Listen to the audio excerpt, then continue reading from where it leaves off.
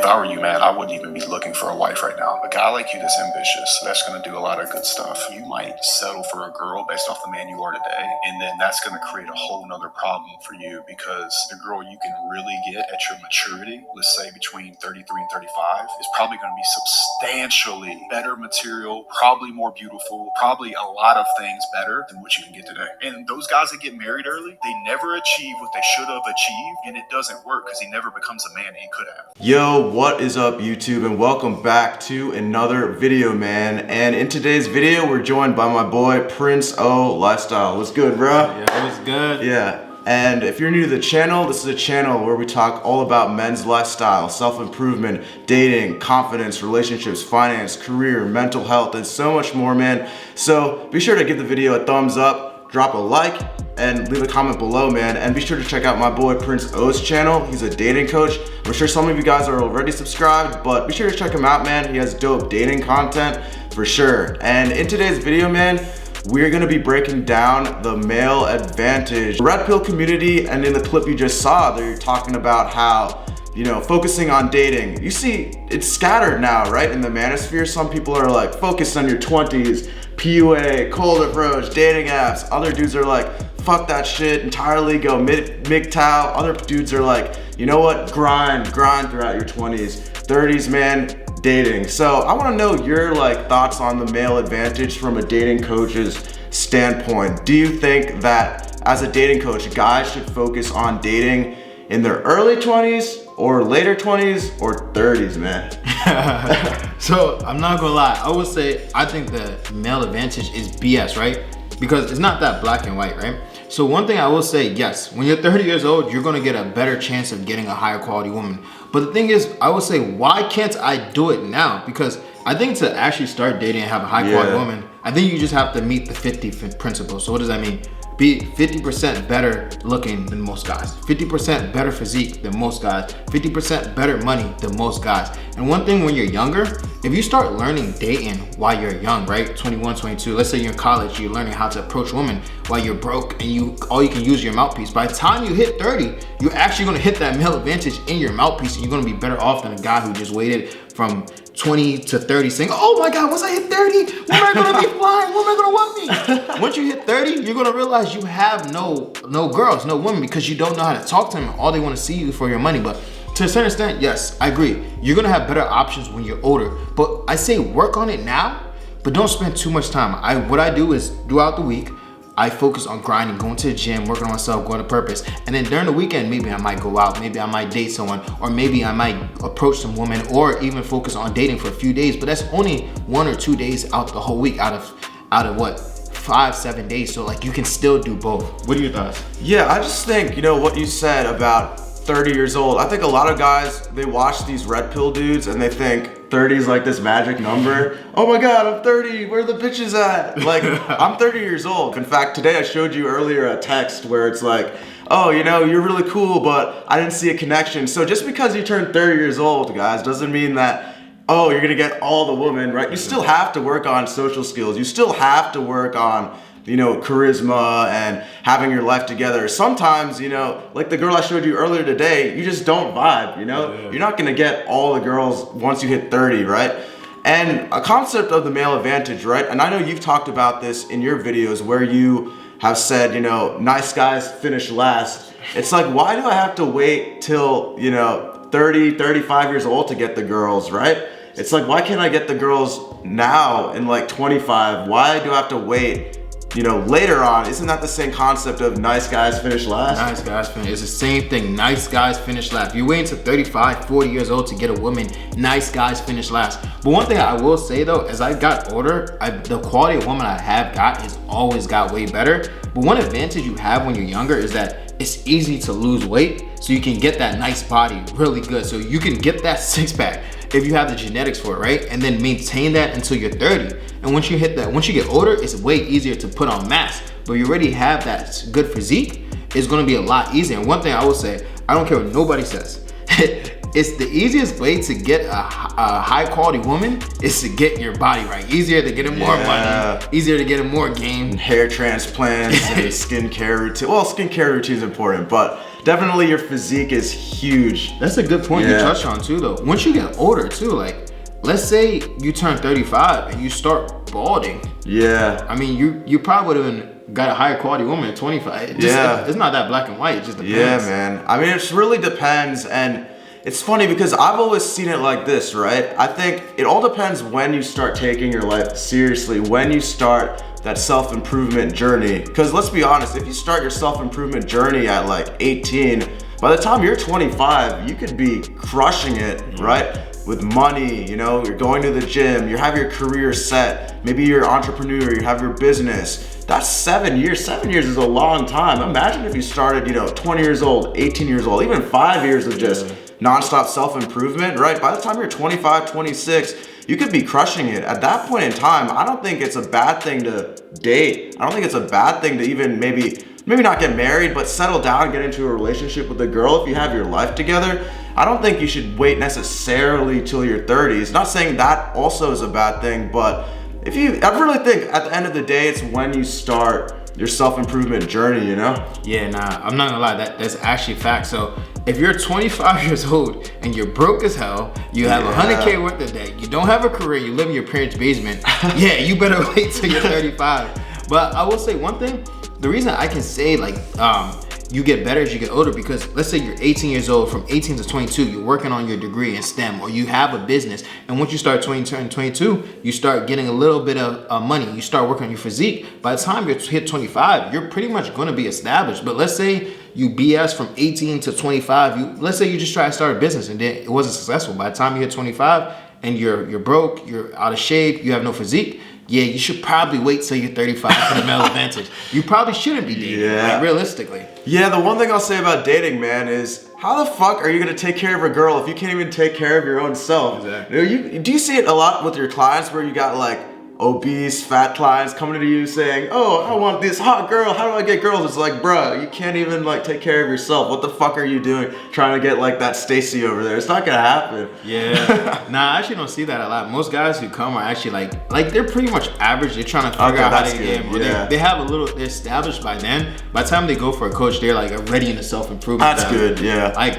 you kind of hope you get like a fat client that's ugly with no game, because it's easier to transform them. Yeah. Yeah. But you always preach, the same thing. It's always improving. There's no stopping, right? Like, 30 years old, girls now in my life. But and so that's one thing. If you guys saw in the video, right? He said at 25, if you get married, by the time you're 30, you're gonna have a better option, right? But let's say you get married at 25, right? And so now you're married, you're comfortable, you stop improving because you don't have to press to get women. You get fat, you get ugly, you lose your job. By the time you're 35, she's probably gonna be out of shape, she's probably gonna be ugly, and you're probably gonna be in a miserable marriage. But if you had to wait till you're 35 to establish yourself, now you already know your option, you already know what standard of living you have, and basically she's gonna keep up with that as well, and you're gonna have put in that work for 10 years to keep up with that certain level of living.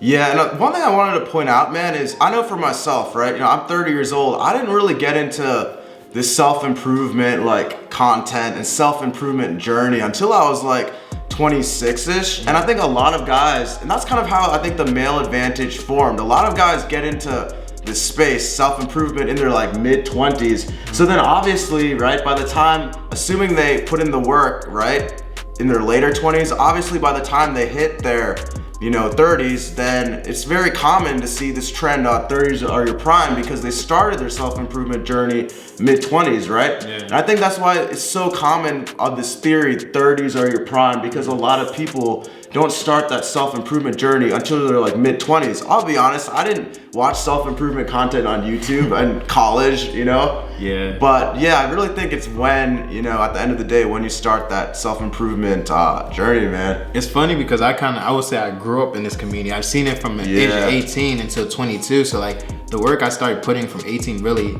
helped me. But as he was saying, right?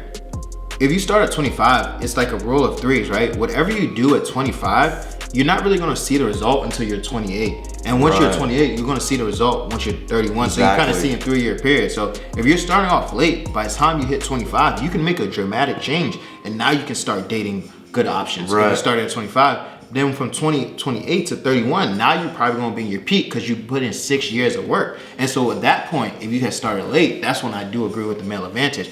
But by that time you hit 28, by that 3 years, I think you should be starting to date. Yeah, man. It's funny. I think when it comes to marriage, I wouldn't recommend marriage really under the age of like 27, to be completely honest. But relationships, right? Being exclusive, dating, if you have your life together, your money, career, you're in good shape, you've practiced social skills, and you're at like 25, 26 years old, I don't think there's a problem with getting into a relationship. Marriage, that's a conversation for another day. Yeah, that's a conversation. Yeah, I wouldn't even recommend it today. Not with these laws.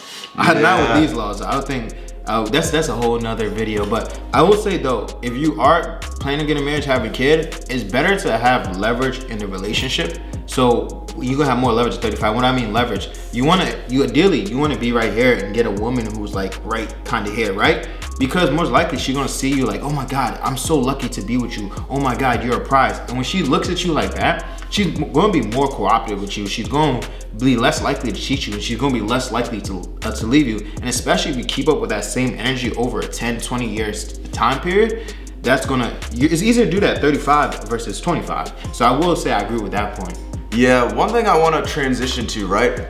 Since you're like a dating coach, what do you see, like, are your clients mostly younger guys in their 20s and you tell them to, hey, focus more on like self-improvement, come back to me when I'm 25? Or are your clients more so like in their 30s, struggling? What do you see as like a dating coach with men in general? Is it more younger dudes working on dating or older dudes working on dating? Yeah, majority of my clients would be like, I would say like 28 and up. So they're like decently old then. Yeah, so they're guys who probably like, I would say like get to the male advantage.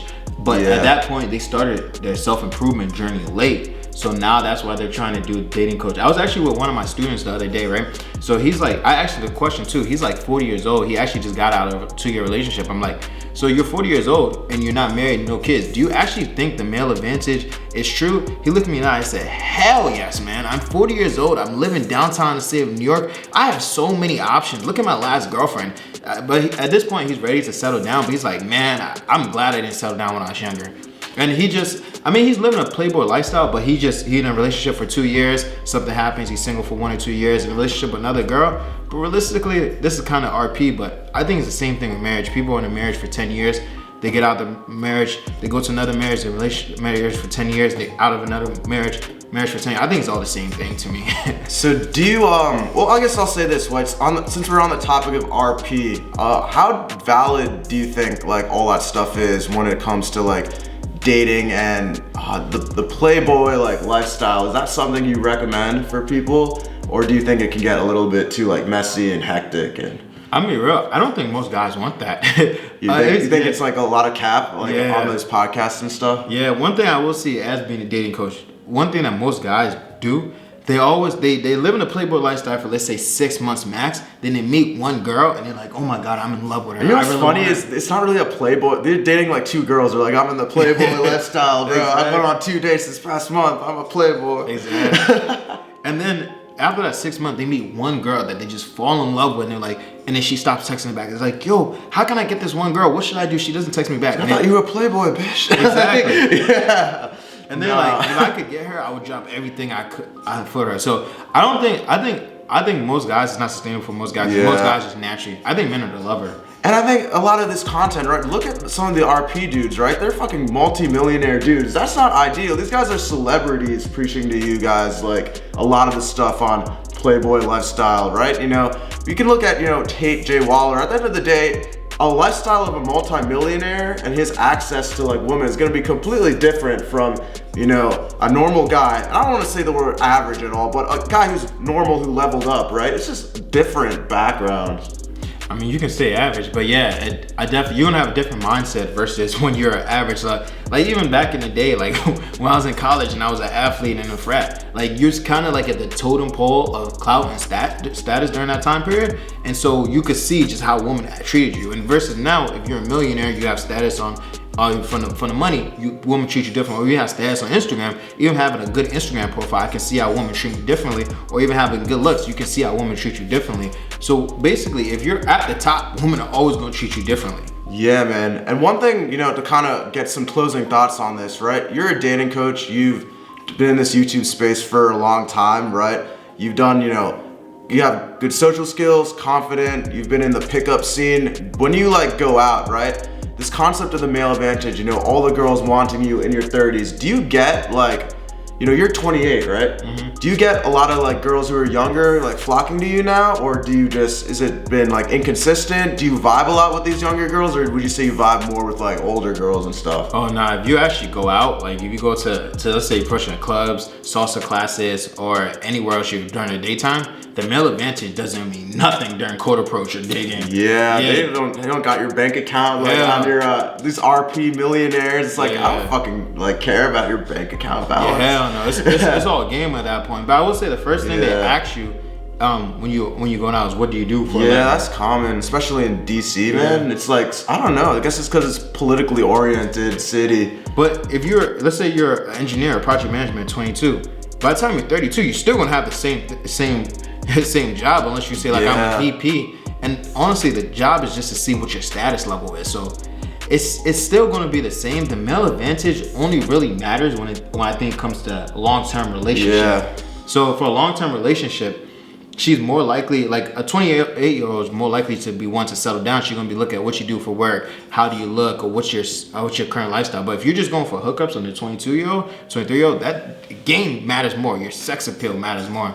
And do I click more with like 27, 28-year-old? I click more with like 24, 25. But it's not more so age, it's like how much she comes into like my world. That's what more so clicks, like how much common interest, like the lifestyle and stuff like that. Yeah, so that's what matters more. I don't think it's the age. Do you prefer though a girl that's so you're 20? Do you prefer a girl that's like under 25, or do you prefer a girl around your age or like an older woman? Yeah, ideal girls is like 24, 25, like 24 that's to like 26. Your range. Yeah. I would date 22-year-olds, but like, I mean, you know, as you said, they're in the party. Yeah, man. It's kind of funny comparing it to me, right? You know, I told you I'm 30 years old, and for me, man, I just can't date girls like 125, bro. It's just a different world. Like, they want bottomless mimosas, bar crawls, like going out every weekend. I'm like, I'm just trying to read a book, girl, or like work on my YouTube channel. Like, I don't have time for this. But the funny thing is, DC is such an older city.